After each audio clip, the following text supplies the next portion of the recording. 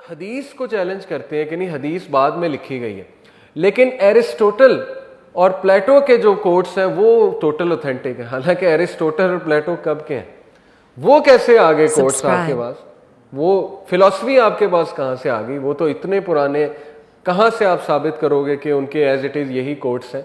उस पर हमारा यकीन है क्योंकि वो गोरे ला रहे हैं। गोरों की फिलॉसफी जो है वो किस पर खड़ी हुई है, एरिस्टोटल है, प्लेटो है, ठीक है, इसी तरह आर्किमिडीज, वो सारी बातें कहाँ से आ रही हैं आपके पास। वो भी तो यही सिलसिला है ना कि ठीक है कुछ किसी ने कुछ सुना, किसी ने कुछ सुना, उसने लिख दिया, फिर उनके स्टूडेंट्स ने बुक कंपाइल की वगैरह वगैरह। So how come you are challenging सीरा जो कि 1500 साल, एरिस्टोटल तो कब का था, आर्किमिडीज कब का था, ठीक है। तो ये बातें एक्चुअली इग्नोरेंस से स्टेम कर रही हैं और इसका जवाब अब आपको मिल चुका है, क्योंकि you will find so many people जो इन डाउट्स में आते हैं, आपकी फैमिली में भी हो सकते हैं। अब तो बहुत कॉमन है, आपको यूनिवर्सिटीज़ में स्टूडेंट्स मिलेंगे, आपको कोई आपके गली में मिल सकता है जो कहे कि जी हदीस मैं नहीं मानता, हदीस तो बाद में लिखी गई, या ये जी के सुन्ना की हमें ज़रूरत नहीं है, बस कुरान हमारे लिए काफ़ी है, कुरानाइट्स कहते हैं ना इन्हें। तो और देखें उसका इम्पैक्ट ये है कि जब आपने सुन्ना को नहीं लिया फिर आप जो है वो आज़ाद हो गए। सुन्ना ही हदीस है, क्योंकि सुन्ना क्या है, रसूलुल्लाह के एक्शंस, और वो एक्शंस लिटरेचर से पता लग रहे हैं। लेकिन जावेद अहमद गामदी का जो मनहज है वो मैं समझ लें क्या है, ताकि आपको ये आर्गूमेंट भी पता हो। वो कहते हैं कि हदीस वो रिटन लिटरेचर है और सुन्ना जो है वो कैरिड फॉरवर्ड एक्शंस है जो तवातुर से आ रहे हैं। ये उनका आर्गूमेंट है। यानी आप किसी को कहेंगे ना कि अच्छा ये बताओ अगर तुम हदीस को नहीं मानते तो नमाज पढ़ने का तरीका कहाँ से आया, तो आपको फौरन जवाब देंगे सुन्ना से। तो आप कहेंगे तो मैं भी तो यही कह रहा हूँ हदीस को मानो, वो कहेंगे नहीं हदीस को नहीं मानते, सुन्ना को मानते। आप कहेंगे फ़र्क क्या है, सुन्ना क्या है, वो कहेंगे सुन्ना ये है कि थ्रू आउट एक्शंस जो आ रहे हैं हम तक, यानी नमाज पढ़ने का तरीका हमें फिजिकल एक्शंस तवातर से आ रहा है। हदीस ये है कि वो अल्फाज हैं, उनमें अप डाउन हो सकता है कुछ ना कुछ मामला। अब जो ये कहता है हदीस में अप डाउन हो सकते हैं अल्फाज, वो इमामों पे शक कर रहे हैं। यही आर्गूमेंट कुरान के खिलाफ भी ला सकते हैं हम, कुरान में भी तो अल्फाज अप डाउन हो सकते हैं, क्योंकि कुरान भी तो सहाबा ने लिखा है ना अल्टीमेटली। हज़रत ज़ैद बिन साबित को कहा था अबू बकर सिद्दीक ने कि कलेक्ट करो, तो आपको हज़रत ज़ैद बिन साबित पे आपको 100% ट्रस्ट है, तो फिर उन्हीं सहाबा पे क्यों नहीं ट्रस्ट के, हदीस भी उन्होंने लिखी है, हदीस वो क्यों नहीं सही लिख सकते, हदीस सही क्यों नहीं पहुंच सकती। तो ये अभी ज़रा थोड़ा सा जान लें कि सुन्नत और हदीस को बाइफरकेट करते हैं जावेद अहमद गामदी, उनका मनहज ये है। तो लेकिन ये कि एकेडमिक रद्द इसका ये है कि देखें हदीस और सुन्ना सेम चीज़ है, हम ये कहते हैं दोनों एक ही चीज़ है और महफूज है, अल्लाह ताला ने महफूज करके दी है उम्मत को। और it is outrageous to believe कि इमाम जो है उनसे कोई मिस्टेक हो गई, या इमाम कुछ भूल गए, कुछ लिखना इधर से उधर कर गए, अल्फाज की हेरा फेरी कर दी। तो इतनी गहरी साइंस है, अभी तो मैं आपको पूरा इस पे दो क्लासें हो सकती हैं कि इमामों ने मैकेनिज्म क्या यूज़ किया था हदीस को सही करार देने का। इतनी गहरी साइंस है कि आप लोग रश करेंगे, और गोरे रश करते हैं कि ये मुसलमान ने इतनी मेहनत कर दी है अपने नबी की बातें महफूज करने के लिए, और ये अल्लाह का मौजज़ा है। हज़रत देखें इमाम बुखारी को भेजा, इमाम बुखारी को ख्वाब आया था कि नबी अकरम सल्लल्लाहु अलैहि वसल्लम उनके रोज़ा मुबारक पे मक्खियाँ उड़ रही हैं और वो मक्खियों को उड़ा रहे हैं। ये ख्वाब की जो है वो ताबीर क्या थी कि उन्हें बताया गया कि तुम रसूलुल्लाह सल्लल्लाहु अलैहि वसल्लम की सुन्ना को डिफेंड करोगे, तुम रसूलुल्लाह सल्लल्लाहु अलैहि वसल्लम की जो सुन्ना है उसको प्रोटेक्ट करोगे, ये इसकी ताबीर थी। और इमाम बुखारी ने कितनी मनगढ़ंत हदीस उनको बाइफरकेट किया, ज़ईफ़ हदीस, मनगढ़ंत हदीस को। तो इसलिए ये शक करना, ये मैं समझता हूँ ये सहाबा पे, बल्कि सहाबा क्या, ये अल्लाह पे शक करना कि हदीस महफूज नहीं है। इनडायरेक्टली आप अल्लाह पे शक करेंगे, अल्लाह ने दीन महफूज नहीं किया। तो बहरहाल इसके बाद फोर्थ सोर्स जो है वो रसूलुल्लाह सल्लल्लाहु अलैहि वसल्लम के फिजिकल कैरेक्टरिस्टिक्स हैं, उनको शमाइल कहते हैं। शमाइल तिरमिज़ी एक बहुत ज़बरदस्त किताब है इमाम तिरमिज़ी की, उसमें रसूलुल्लाह सल्लल्लाहु अलैहि वसल्लम के फिजिकल फीचर्स बयान किए गए हैं। एक है सीरा, सीरा में ये है कि रसूलुल्लाह सल्लल्लाहु अलैहि वसल्लम की ज़िंदगी में क्या हो रहा था, लेकिन एक है कि उनके पर्सनल कैरेक्टरिस्टिक्स, यानी उनकी स्पेशलिटीज़, उनके नाम क्या क्या हैं। जैसे अल-हादी उनका एक नाम है, ठीक है ना, इसी तरह अल-हाशिर उनका एक नाम है, वगैरह वगैरह मुख्तलिफ नाम है। ये शमाइल से आ रहे हैं हमारे पास। ये एक टाइप थी, सीरा की टाइप थी जिसे कहते हैं शमाइल, और इसमें मैनर्स हैं, रसूल वसल्लम की अज़वाज का जिक्र है, अज़वाज मुतहरा का। उसके बाद जो है वो दलाइल की एक टाइप निकली, और दलाइल अल नबूवा, अल बहकी की एक किताब है दलाइल अल नबूवा। दलाइल जो है वो एक और टाइप ऑफ सीरा निकली। सीरा की टाइप्स हैं, एक शमाइल है, शमाइल में फिजिकल करेक्टरिस्टिक्स हैं। दलाइल में क्या टाइप्स हैं? असल में दलाइल क्या टाइप है? ये है कि रसूल वसल्लम के नबी होने के दलाइल, कि वो नबी थे, इसके दलाइल क्या हैं। और इस पे फिर वो मिरेकल्स की एक लिस्ट लेकर आते हैं अल बहकी। और मिरेकल्स में सबसे बड़ा मिरेकल कुरान है।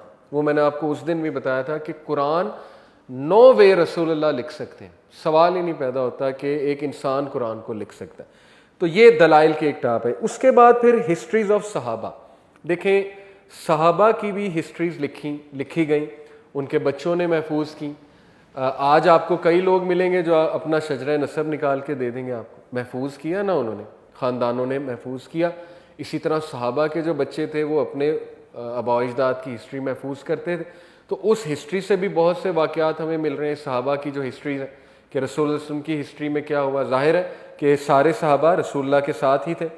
फिर एक और सोर्स है histories of Mecca and Medina, जो कि मुशरिकीन की लिखी हुई हिस्ट्री है, शायरों की लिखी हुई है, शेर हैं शायरों के, पुराने स्क्रिप्चर्स हैं। उसमें भी नबी वसल्लम का जिक्र आ रहा है, उसमें मुशरिकीन का जिक्र आ रहा है। ये थोड़ी सी वीक सोर्स है, लेकिन ये कि कुछ सीरा के जो है वो स्कॉलर्स वो इनसे भी कंटेंट ले लेते हैं कि मक्का और मदीना की हिस्ट्रीज जो लिखी हुई हैं उससे भी लिया जा सकता है। लेकिन ये कि प्राइमरी सोर्सेज वो यही हैं, कुरान मजीद और हदीस। हदीस में बहुत से वाक़यात आते हैं। हज़रत आयशा ने पूरा वाक़या सही बुखारी में ख़ुद बयान किया, सही बुखारी में, कि क्या हुआ था, लॉकेट गिरा था, कौन से सहाबी थे जिन्होंने, सुफियान नाम था गालिबन, या मेरे जहन से निकल गया, एनीवे सहाबी का नाम बताया। फिर बताया कि जब मैं वापस आई तो क्या मामला था, तो वो सही बुखारी से आ रहा है। इसी तरह फिर मैंने आपको बताया कि उर्वा, स्टूडेंट ऑफ हज़रत आयशा, उर्वा ने पूरी बुकलेट लिखी। उर्वा से वो बुकलेट आगे गई, उनके जो स्टूडेंट्स थे उनके पास गई, वो स्टूडेंट से फिर आगे इब्ने इसहाक के पास गई, इब्ने इसहाक के फिर स्टूडेंट है इब्ने हिशाम, इब्ने हिशाम ने जो है वो उम्मत तक पहुंचाई। और इब्ने इसहाक और इब्ने हिशाम की बुक्स को साइंटिफिकली वेरीफाई किया डॉक्टर हमीदुल्लाह ने, और उन्होंने बाकायदा ट्रैवल कर करके वेरीफाई किया। फ्रांस गए, लंदन गए, ऑक्सफोर्ड यूनिवर्सिटी में पूरा डिपार्टमेंट है थियोलॉजी का, वहाँ पुरानी मैन्यूस्क्रिप्ट्स पढ़े में। तो इसलिए इतना ज़्यादा एविडेंट है ये सारा।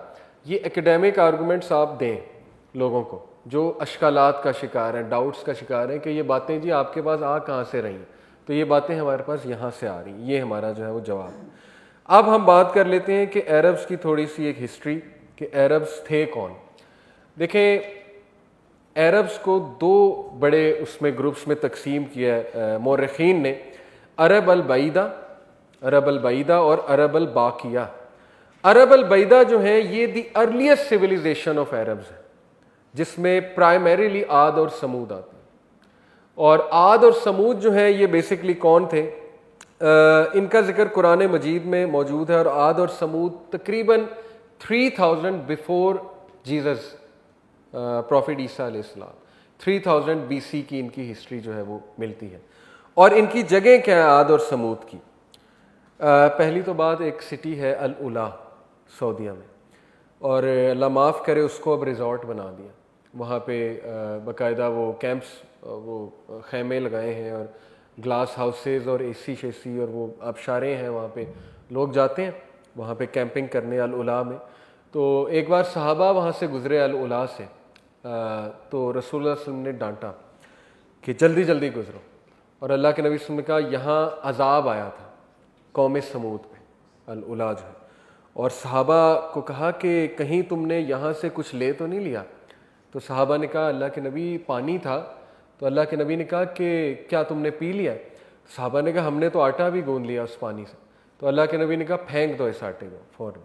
अब देखें, जो नबी दे वो ले लो, हम नबी को चैलेंज नहीं करेंगे। नबी को वो बातें पता होती जो आम आदमी को नहीं पता। तो जाहिर है वहाँ अल्लाह का गज़ब है, वो बस्तियाँ ऐसी हैं कि वहाँ गुनाहों का वो गढ़ था।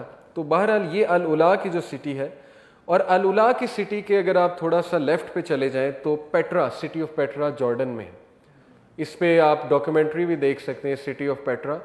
तो वो भी समूद की बस्तियाँ हैं, सिटी ऑफ पेट्रा। और वो उस डेजर्ट में उन्होंने ओएसिस बनाया था। उस दौर का एक्चुअली उसको जो है ना वो लास वेगस कहते हैं। उस दौर का, यानी डेजर्ट में उन्होंने ओएसिस बना दिया था। और you will be surprise to see कि उन्होंने कैसे पानी का सिस्टम वहाँ पे रखा हुआ था और क्या कार्विंग की थी उन्होंने। बहरहाल तो ये है समूद की कौमों का इलाका, यानी आप कह लें सऊदीया के वेस्ट पे या ऊपर नॉर्दर्न इलाका। जो साउथ पर आए तो आपको जो है वो ओमान और यमन का इलाका जो है वो साउथ पर है, सऊदीया के थोड़ा सा नीचे और राइट पे करके वो आद का इलाका है, कौम आद। और सिटी ऑफ इरम, इस पे कभी आप रिसर्च करेंगे ना गूगल पे आके, विकिपीडिया पे पढ़ेंगे सिटी ऑफ इरम, वो लोग जो ऊंचे ऊंचे पिलर्स वाली सिटी के लोग थे। तो ये ऊंचे ऊंचे पिलर्स किसने बनाए? कौम आद ने। और कहते थे इनके कद बहुत लंबे थे और ये कुछ थ्योरीज हैं बहुत ही बड़े थे। वो थ्योरीज मैं समझता हूँ फेक है, क्योंकि वो बड़े बड़े ढांचे भी दिखाते हैं ना, वो मैं नहीं समझता कि वो कोई इतनी ऑथेंटिक चीज़ है कोट करने वाली। लेकिन ये कि हाँ बड़े जंगजू, बड़े ताकतवर और बड़े लंबे लंबे ये थे, तो इन्होंने बड़े बड़े पिलर्स बनाए थे। लेकिन वो भी आज आपके सामने खंडरात है, ओमान और यमन के इलाके में जो है वो है। और समूद पे रिसेंटली जॉर्डन में एक्सकेवेशन हुई and you will be surprised कि जो आर्कियोलॉजिस्ट हैं उन्होंने ये बात प्रूव की कि इस इलाके पे किसी दौर में मीटियोराइट्स गिरे थे और उन मीटियोराइट्स में जो करंट एटॉमिक बॉम्ब है जो अमेरिका के पास है उससे 100 टाइम्स ज़्यादा पावर थी उन मीटियोराइट्स में। ये प्रूव किया उन्होंने। वो जाहिर है कि पूरा वो रेडियो एक्टिविटी को देखते हैं, वो उससे जीएम जो काउंटर होता है, जीजर मिलर काउंटर जो है, उससे वो देखते हैं यहाँ पर किस दौर में क्या हुआ था, रेडियो कार्बनिंग करते हैं वगैरह वगैरह। तो ये पूरा यासिर काजी, डॉक्टर यासिर काजी ने ये अपने वहाँ पेज पे शेयर किया हुआ था बाकायदा दलाइल के साथ कि उन्होंने प्रूव किया है कि किसी दौर में इस एरिया पर मीटियोराइट्स गिरे थे और एग्जैक्ट यही पनिशमेंट जो है अल्लाह सुब्हानहू व तआला ने, सॉरी कौम लूत की बात हो रही, कौम समूद नहीं, कौम लूत की बात हो रही। तो कुरान मजीद में आता है कि कौम लूत पर जो है वो अल्लाह ने आग के गोले बरसा